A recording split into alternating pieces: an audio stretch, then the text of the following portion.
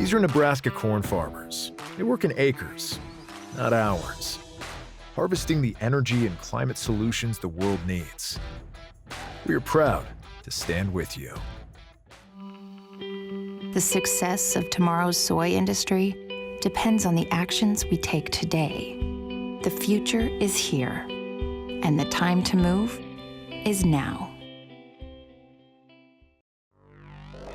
Market Journal, Television for Agricultural Business Decisions, is a presentation of the University of Nebraska Lincoln's Institute of Agriculture and Natural Resources, in partnership with the Nebraska Rural Radio Association. Promotional support provided by the Nebraska Farmer Magazine, and partial funding provided by the Nebraska Soybean Board and the Nebraska Corn Board.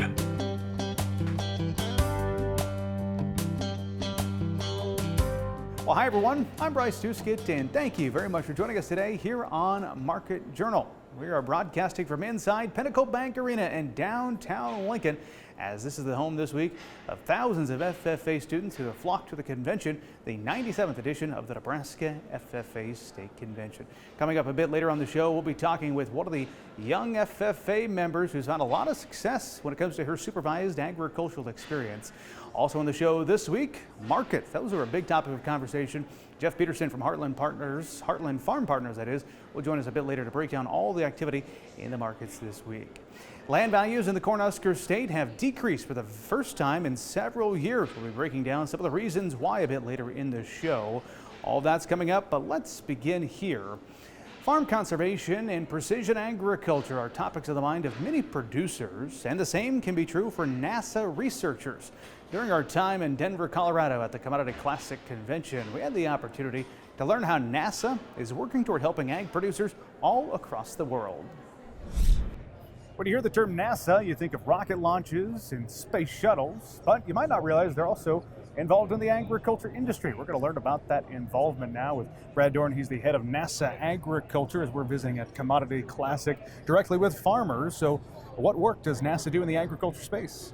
Well, we've been doing it for quite some time. It's probably one of the oldest Earth missions that NASA has.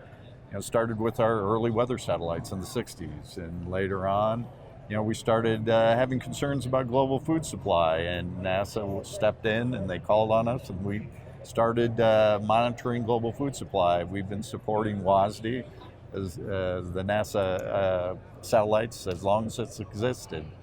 So those are the early days, and so as time has developed, we've really developed tools and techniques that now have really reached down to the farmer level, where they're really starting to use satellite data. And so we've been working with them now on ground up requirements. And the team here in one of our programs is called NASA Acres, is really to work directly with farmers and then have them interface with our researchers and also our NASA data and our missions. Actually have them get involved with missions so that we know what our next generation needs to have. And so our mission's been long, decades long, but it's evolved. And now we're looking at all sorts of things like pest and crop disease. Of course, water is a big issue all across the country, and water management. Obviously, you have satellites all over the place. You can get a lot of data. What do you think has been most useful for farmers? You visit with them. What kind of information are they being able to get from NASA and use for their operation? Well, some of it is we're already doing. So in some ways, we've been providing that data to NOAA and the Weather Service, or to the U.S. Drought Monitor. I mentioned the WSDA and USDA, our longtime partner, NASS, the National Agricultural Statistics Service. So some of it they've already been using. Now it's getting more hands-on, and so some of the data that's been most useful has been water management. Sure. Trying to provide better information so they can get the most crop for drop. Some of the other information that we've been now working on is like nitrogen management. What's the right amount? Inputs cost so much now. Can we use this data to help them provide a better information on how much is needed to reduce their costs? And the other is just on, hey, what's this year going to look like for my yield? Can I foresee some extreme events? It's a big thing we've been working on now, and now we're actually working directly with Iowa corn growers to get on the ground and say, okay, let's start working on planting dates. Let's start working on risk, and let's understand the impact of cover crops, those sorts of things. Yeah. What's interesting, research, I'm going to go back, you said you all work with the National Drought Mitigation Center with the drought monitor that's published weekly. In fact, that's part of the University of Nebraska work that they do. What kind of information are you providing on a weekly basis to help them make those decisions? Well, when you look at the drought monitor, they have a big task. They have to put together one measurement, their forecast or their D1 measurements. Underneath that forecast, we provide them shallow groundwater information, root zone soil moisture, surface soil moisture. So we provide more of a nuanced view so that when they're looking at drought in Texas versus Michigan, it's a different issue. Yeah. And so now they have more nuanced information about, okay, what does that mean? Is it just the surface being dry? Are the aquifers being depleted, and that information is available to the public too. Speaking of that, I wanted to ask you, if somebody's watching right now and wants to get their hands on some of the data that's been collected for many, many years now, where's the best place to start? Well, just Google NASA Agriculture and you'll get our website. And so they'll have a lot of direction to our NASA Acres Consortium and that team that's working with users, farmers, and researchers. You can also go directly to, say, the U.S. Drought Monitor or go to NASS. Our partners have our data and they can see how it's being used. And then, of course, you can just reach out directly to the program. That's why we're here at Commodity Classic, is having those discussions, directing people, and also a lot of what we're doing here is listening too. We want to know what the big issues are. We want to know what the concerns are. We know incomes are down. And so what are the concerns they have this year? What's setting up? And a lot of the areas in the country aren't setting up really well right now. So we have to watch, the spring, and the rainfall and what's going on. So, and also the technologies. Our work is most effective when it's integrated, say, with an irrigation management system. A standalone NASA product usually isn't the one that really provides the most advantage. It's one that uses our data, integrates it into, insurance or, management tools that are already out there. Well, this is great information, and as I opened the segment, I said I don't know if everybody realizes that NASA's involved in agriculture. So Brad, thanks for shining a light on the work that you and your team are doing. Thank you very much. Really cool work being done there by the folks at NASA. Now they share with us, if you'd like to learn more about how NASA is helping to improve yields and continue to ensure food security, there's a link online at our website that'll take you over to the NASA Agriculture homepage. Well, according to the preliminary report from the University of Nebraska Lincoln's 2024-2025 Farm Real Estate Market Survey, Nebraska ag land values have declined by 2% over the past year. Market Journal's Bill Dodd recently caught up with Nebraska Extension ag economist Jim Jansen to break down this report. For the first time in 6 years, Nebraska ag land values have decreased. According to data collected from the 2025 statewide all land average value survey, the 2% reduction can be attributed to a number of current issues facing ag producers in the state. When we talk about what has happened to the value of land, there are different factors or forces that are leading to some of the things that we're seeing. Some of those factors or economic forces reported by survey participants indicated that some of the reasons on why we've seen a slight decline of about 2%, or the first decline we've seen in about 6 years, it was attributed to current crop prices, interest rate, and farm input expenses. And those were some of the factors or forces on why we're seeing the slight decline in the market value of land across Nebraska. Now, broadly speaking, if we lumped land into cropland and grazing land or hayland, we did see a slight increase in the market value of grazing land, and that would be reflecting current livestock or primarily cattle prices being quite high relative to where maybe they've been in the last year or two. So that's some of the factors. While we've seen some land decline, the overall average value did decline. We also seen a few blips where the land classes supporting where we've seen a few changes in the market value of grazing land and hay land that are actually increasing single digits, but they are reflective of the profitability of farming and ranching related to livestock versus primarily row crop production or small grain production. On the surface, a decrease in land value could be viewed in a negative light, especially if you're in the market as a seller. However, this limited decrease in value still points to stable prices for ag land across Nebraska. We want to have relatively stable land values. And like I said before, a gradual change is something you would expect to see with some of the changes surrounding the current farm profitability and some of the features of the ag finance world that we're living through right now. We've come off a period of time where crop prices are down. Seems to me a lot of people are near break even when it comes to renting land, unrented land, versus what is it costing to do that versus what can you get for it if you would like to sell your commodities that you're producing. So there are many different factors or forces that are at work, and we like to see those gradual changes. We don't want to see it 35% down in 1 year. If you look back historically over, say, the last 10 to 15 years, during 2008 to 2012-13, we've seen a very rapid increase. In the decline, it was a little bit slower over time, single digits, 2, 3, 4% a year. And it's good to see those gradual changes over time that allows us to make adjustments, whether it comes to lending, buying, selling, and also land values are a source of wealth, a storage of our equity over time on our operations.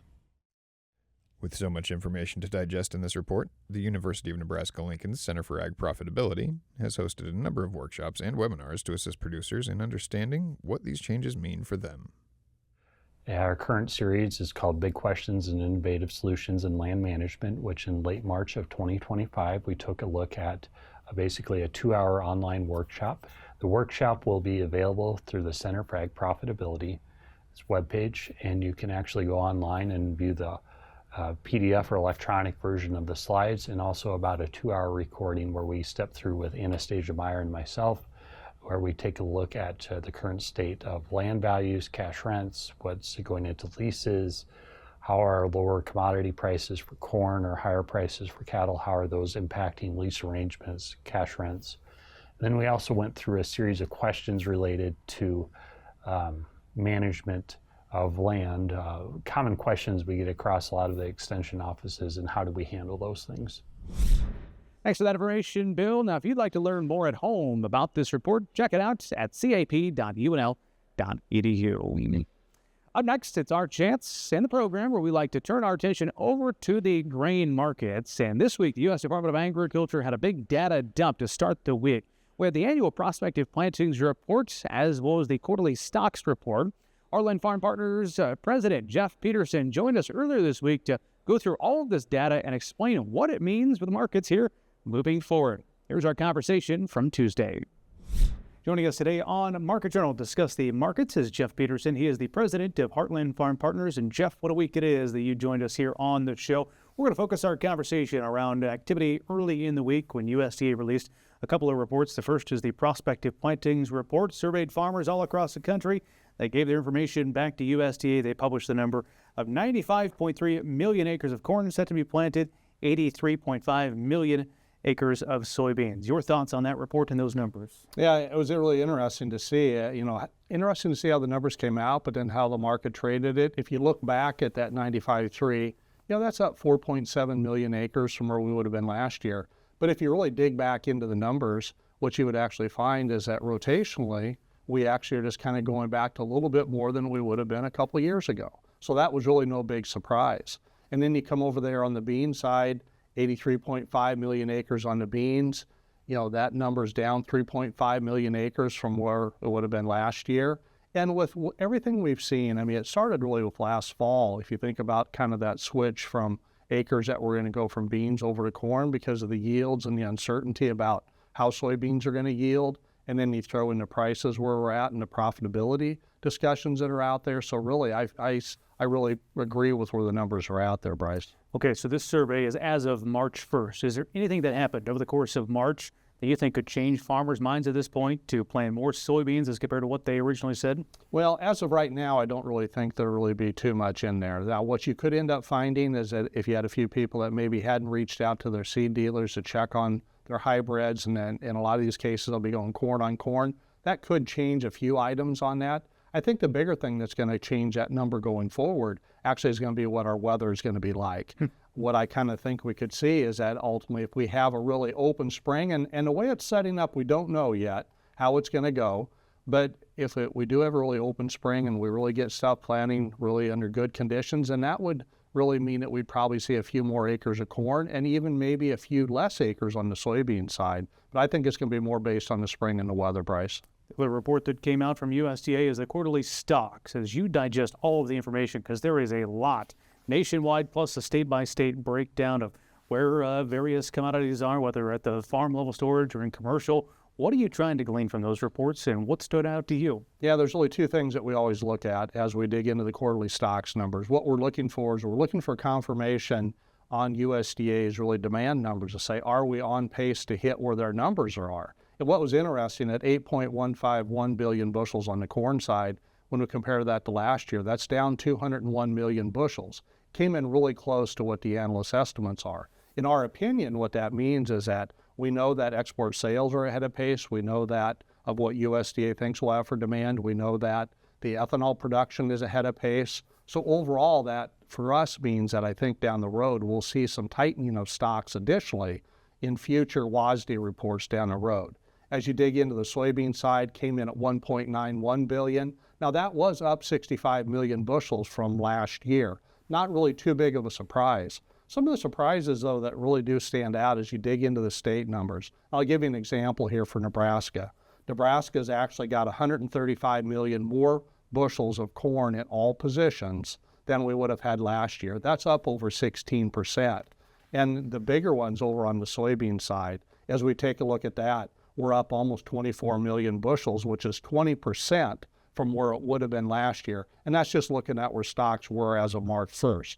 Now, how we use the information from the state level, that gives us a good idea to kind of how we watch basis in the different areas, Bryce. So a lot of, we'll just assume, unmarketed grain still in storage that farmers need to move here, right? Am I reading what you're saying correctly? Yeah, there definitely is, but there's a big difference compared to last year. The difference that we find is that the stocks that are actually on farm are actually pretty comparable. The additional stocks are actually off farm and in the commercial hands. Doesn't mean that they've physically been sold already, but they're in their hands. What that really means is that the farmer, when we had that price run up, I think they moved quite a few bushels. That makes us a little bit more optimistic about what basis could be as we go into April, May, and then on out into June and July. Okay, let's continue that theme of looking big picture. Based on these assumptions, the prospective plantings report plus what's available in the quarterly stocks report, what kind of prices could we be looking at here? We look a couple months out, but even bigger picture when we come out to the fall. Yeah, what we always like to do is once we get the quarterly stocks numbers, and in particular once we get the planting intentions,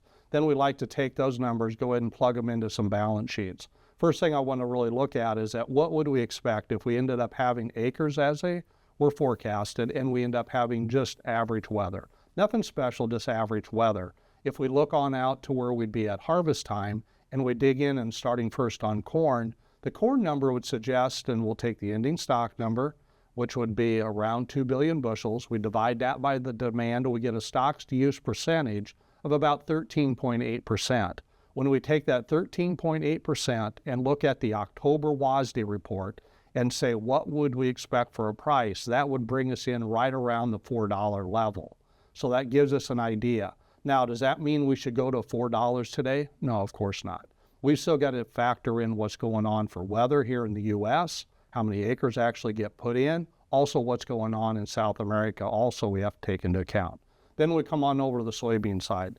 Because we're pulling acres back on soybeans, that really does get quite interesting.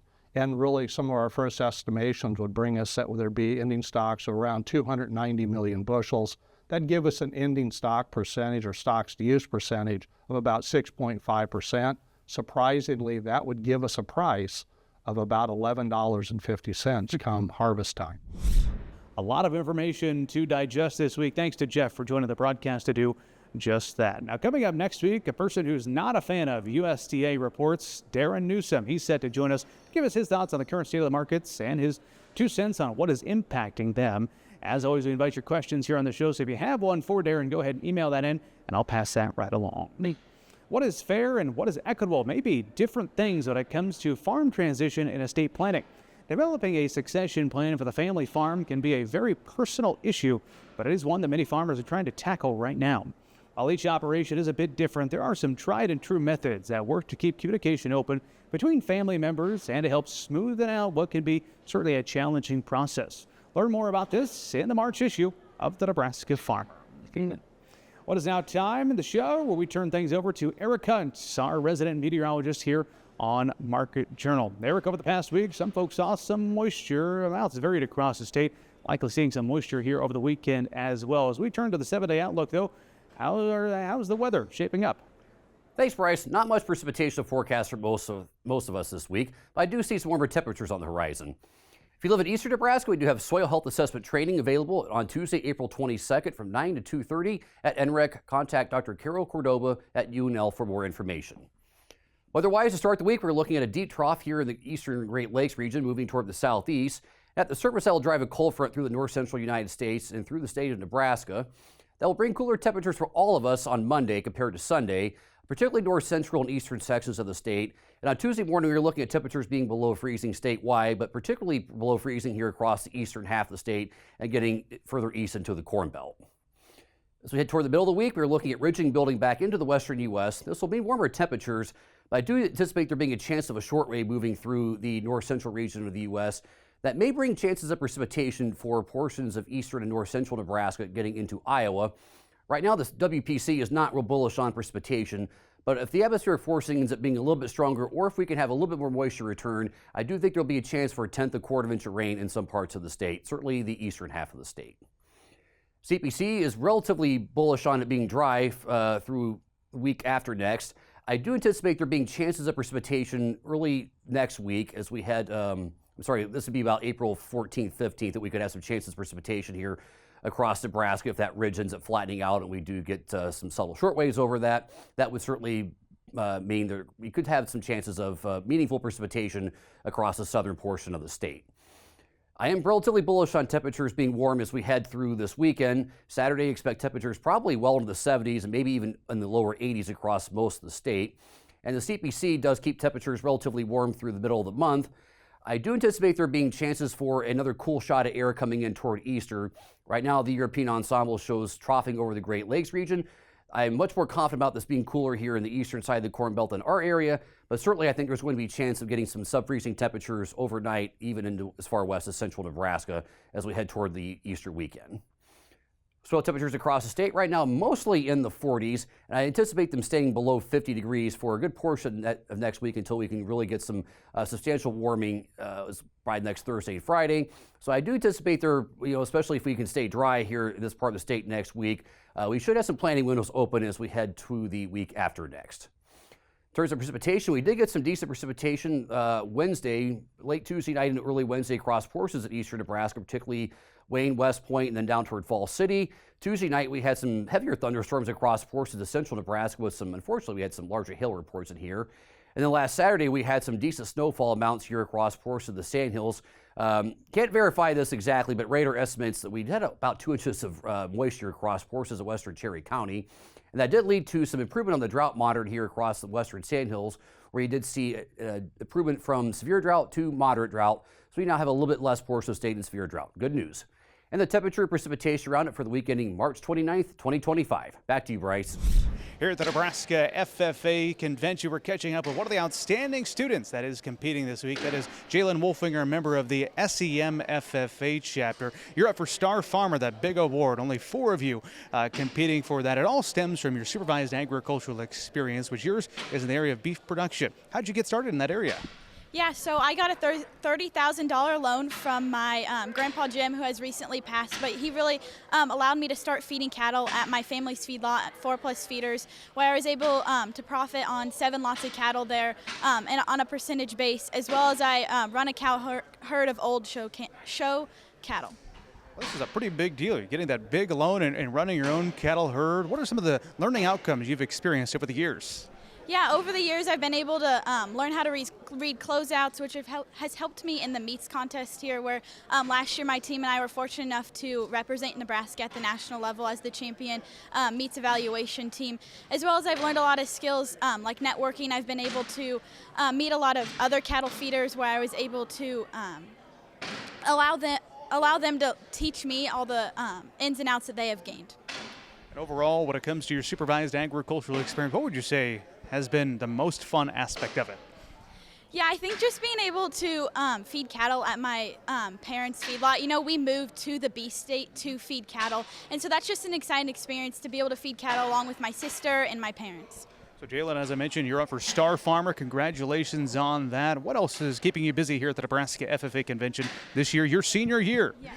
So my senior year is a quite packed schedule. I'm a media intern for the Nebraska FFA, which I'm very excited to highlight all the things that happen here at state convention that a lot of people don't get to see regularly, as well as I am a beef entrepreneurship finalist.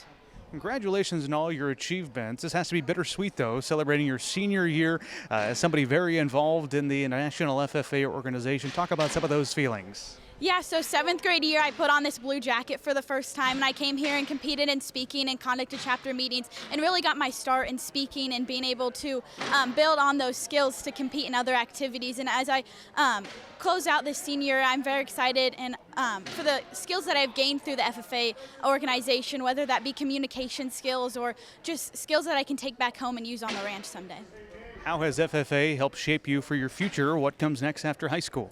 Yeah, so this fall actually, I'm going to be a Kansas State Wildcat, where I will be majoring in agricultural business and agricultural communications. And I think the skills here that I've learned as being a producer has allowed me to create technology and sales sheets to be able to give to the producers to sell things. So I'm excited to use my background knowledge as a producer through the FFA organization to take on agricultural communication pathways. Jalen, one of the many outstanding FFA members gathered here in Lincoln as part of the 97th Nebraska FFA State Convention. Well, folks, that is all the time we have for this week's show. Do want to let you know if you missed one of our stories, we post all of them over on the Market Journal YouTube page, and we share direct links to those on social media where we invite you to join in on the conversation. We hope to see you right back here next time, but until then, I'm Bryce Duskett, wishing you a safe and productive week. Join Market Journal online at marketjournal.unl.edu. You can also follow us on Twitter, Instagram, and Facebook.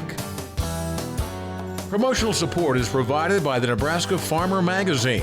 Market Journal is produced by the University of Nebraska Lincoln's Institute of Agriculture and Natural Resources.